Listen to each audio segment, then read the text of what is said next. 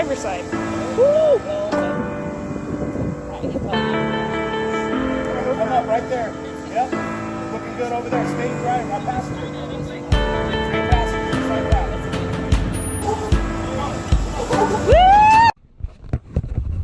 Good afternoon. So anyway, we are on our way to go and do a overview of the Jeep. It's been about a year since the last one I did. A few things have changed. So yeah, we're gonna go over the things that have changed, kind of go over the whole Jeep in general. Basically, if you guys watch my channel, it's not like we use a crazy amount of money to build this Jeep.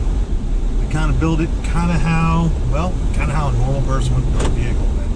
That has a job, works 9 to 5, or whatever the hours are, and be able to get that Jeep done in a way that you can still go out and have fun with it. Still drive around town, drop the kids off, do whatever it is you need to do, and all that happy stuff. So, give me a few minutes. We'll go to the same place we did it about a year ago, as long as it's not locked out, and we'll get it underway. All right, guys. So this is going to be a walk around on the Jeep. It's kind of an update. I think I did one close to a year ago, maybe a little shy of a year ago. So this is going to be kind of a quick walk around. Anything that's been deleted. I probably should have made out some note cards or kind of went around this a few times before I did it. But anyway, we're just going to kind of go with it. So check it out. Let me know what you think. We'll keep in mind the stuff that we deleted. We'll kind of cover that a little bit. I'm going to try and start from the front and go to the back, but knowing me, it'll probably be here, and then I'll bounce to there, and then I'll remember something else, then I'll remember this. Well, we all know how that stuff goes.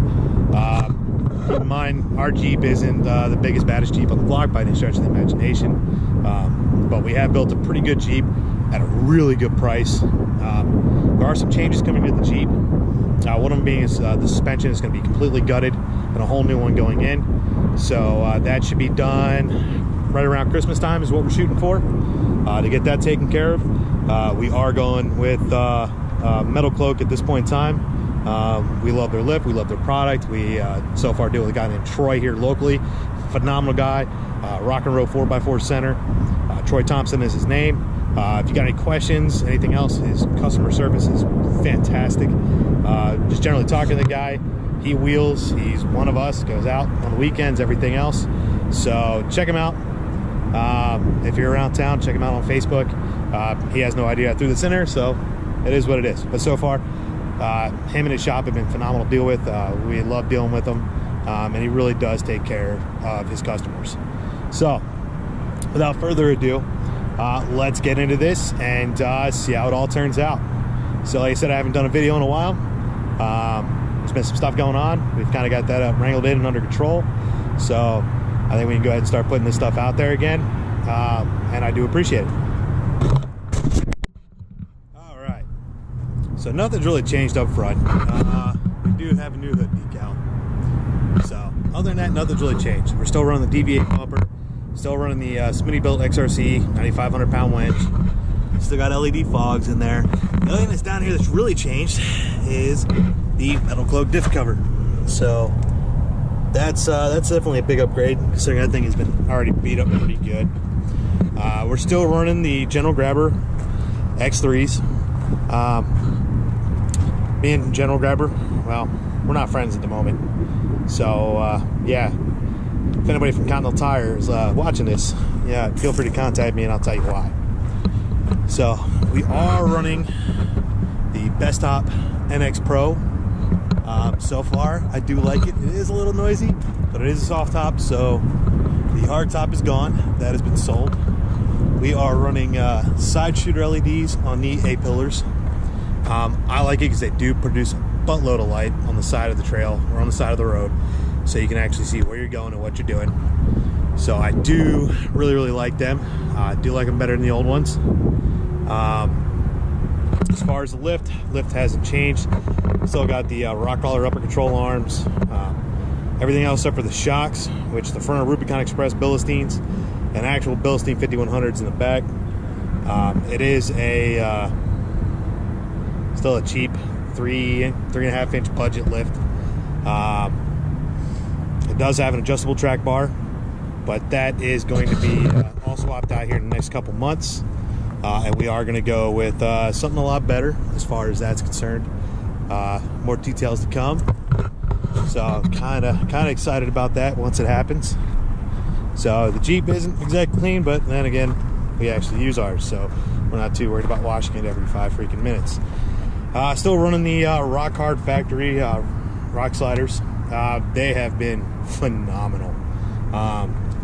For rock sliders, they have literally taken the beating of a lifetime. So far, we love them. We're going to continue to run them. And yeah, I don't see us really swapping out in the future until we get into bigger and better things. So if we walk around back, you can see some of the turmoil and damage this thing has taken over time. License plate bracket called a rock. That's pretty much the end of that. We did put in a backup light, so we can now see the ground it is when we back up. As far as the back, we still have the cans up here. This one does hold all of our air up and air down equipment, tire patches, everything else. Our water one is sitting right back here. And then on top of that, we are also running a gear rig bag back here. It's got some Mountain House in it. It's got a stove in it, fuel for the stove. It's got a 2-liter bladder in it with a Sawyer water filtration system set up in it. So that way, if we ever break down in the middle of the desert, we know we got plenty of water, we got food, we can wait it out, wait for somebody to find us.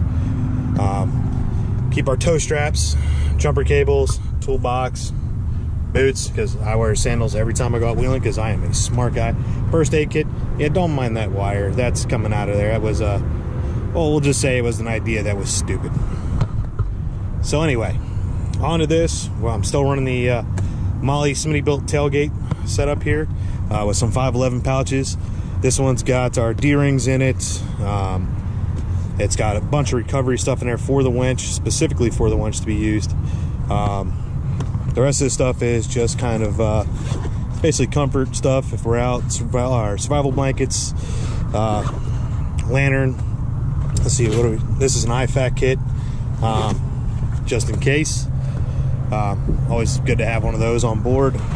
See down here in this pouch, nothing really, just a spoon. So there's that. This is what I'm enjoying so far, is this little cupcake right here. And the reason I enjoy it so much is because when we're out on the trail and the kids are out and everything else, we now have somewhere they can put their cups. We can cook off it, we can work on it. If we have parts we need to fix, we can actually put them right here and work on it. And this is actually, if I can get it open one-handed, we're gonna see here, there it is. It'll drop down for a second.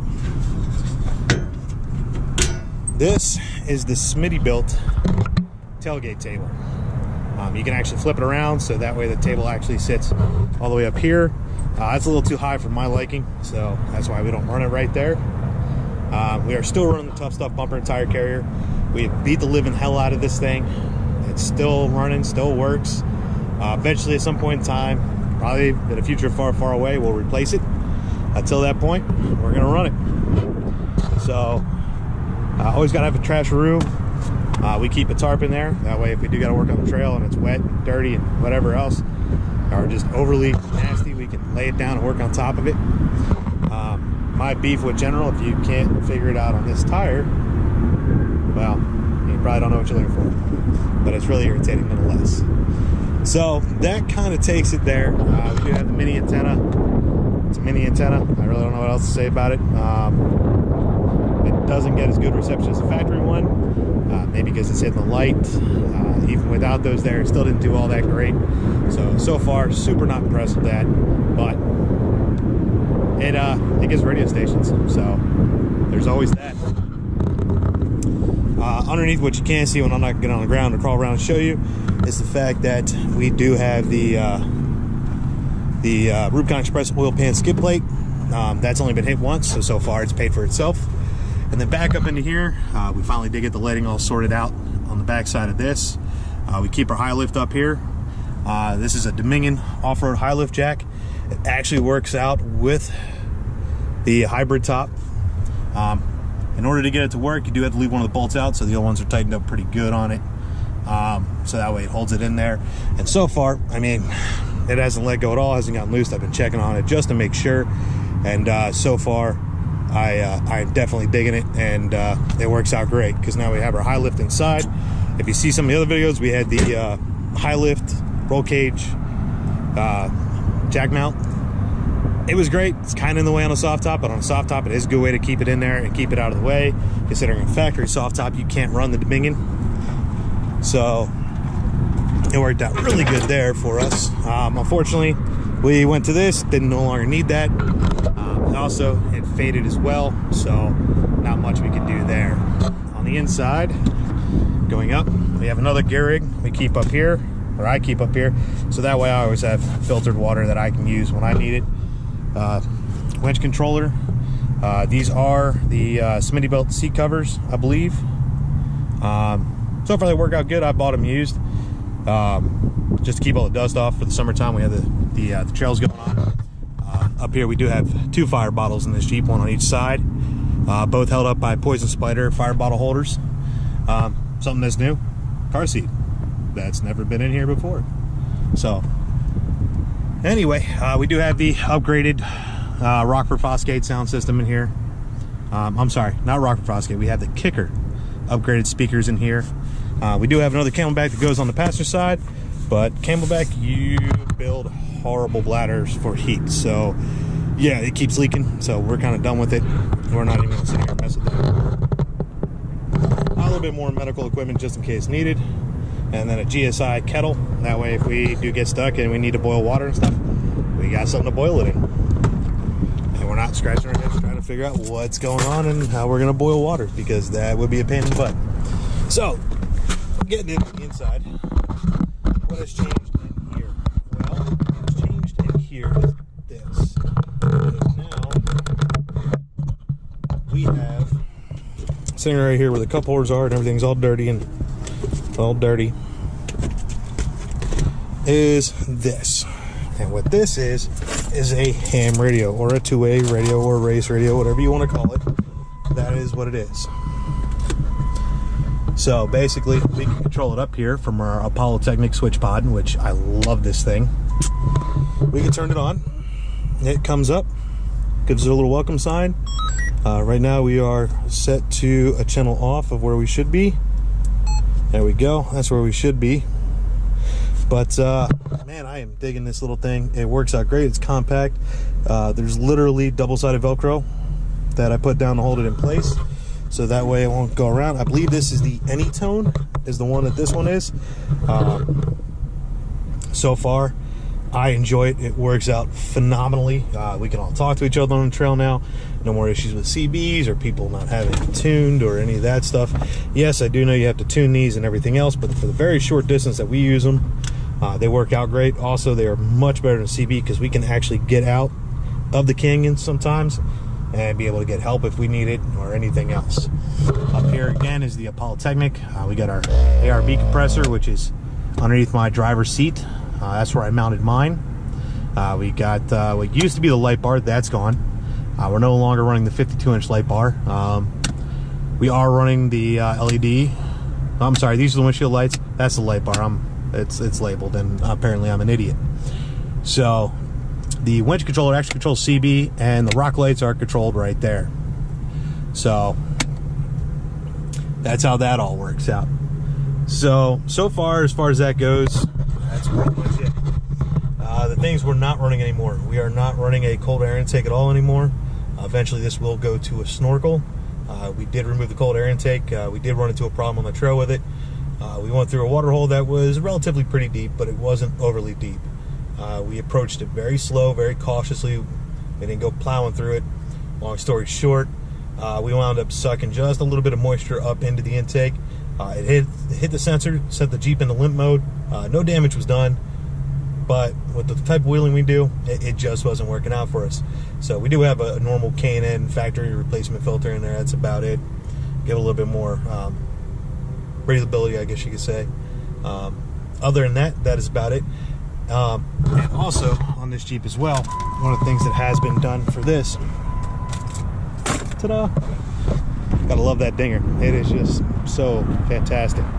So one of the things for this is that this has been completely rewired through something that I do, which is pretty much building custom wiring harnesses for Jeeps or pretty much anything. If you need to run ARB compressor, if you need to run lights, if you need to run anything, it's pretty much what we do. So this right here would be your connection if you were going to run the ARB compressor and you want to run it into a S-Pod or any type of relay station or any of that. These are actually used for the lockers and a few other things and a ground. Right now we just have the power wire running in. That gives us the power wire that allows us to hit the switch and for our ARB compressor to come on, which is located right under the seat. So that's where we keep that. Forget the extra wire. We were helping somebody out the other day doing some quick rewire on a trail to help them out. So it's less leftover stuff. Other than that, this is the one that used to go to the 52-inch light bar. This will be repurposed. We are doing some just kind of unique. There's not a whole lot of it out there. There is some stuff, but you guys will get to check that out once it's done. But this way the cable's already run. We don't have to worry about that. So other than that, that's pretty much about it. All the wiring here. This goes down to the rock lights. This is your main battery cable, main ground battery cable. Other than that, everything else is pretty much braided, heat shrinked. We don't use butt connectors, except obviously at the termination points right here where the wire harness terminates into the power block. So we use it there, but other than that, that's about all we use. So yeah, that is about it in a nutshell as far as a quick walk around. Oh, and we do got the Mastercraft grab handles. We did put an LED light up here. This way we can actually see in the cab when we want to try and find something. But other than that, that is about it in a nutshell. Nothing too fancy, too crazy on this. It gets us from point A to point B without a problem in the world. We don't have any issues with it. We do have, oh yes, we also do have the evap relocation kit on this Jeep, which pulls it out of its spot where it would have gotten destroyed and now has it up above the axle, which we do like. But yeah, I know it's been a little while since I uploaded a video, so I appreciate the patience with it. Basically in a nutshell, that's kind of a quick, low down and dirty walk around on our Jeep. So yeah, hope you guys have a great day.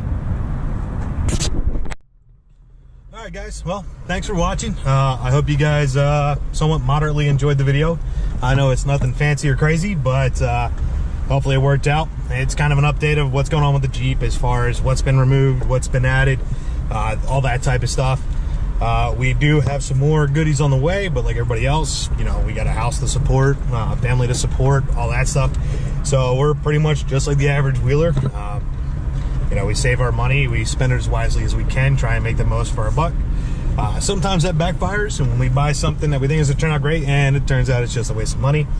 But a lot of times it really does turn out pretty good, and we do save quite a bit of money.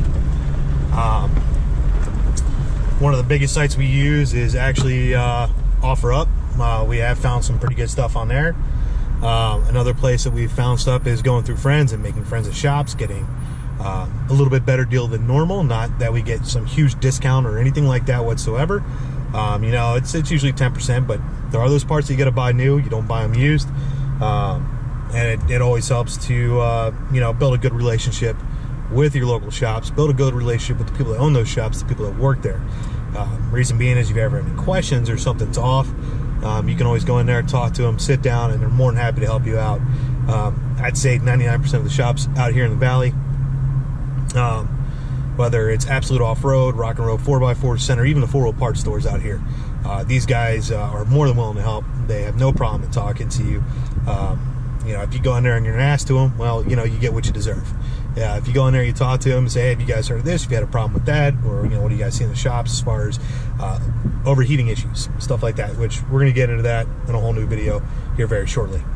But anyway, so build their relationships. You know, it always helps out, especially when they, you know, they can knock a couple bucks off. Like I said, it's usually over a couple dollars here and there type of deal.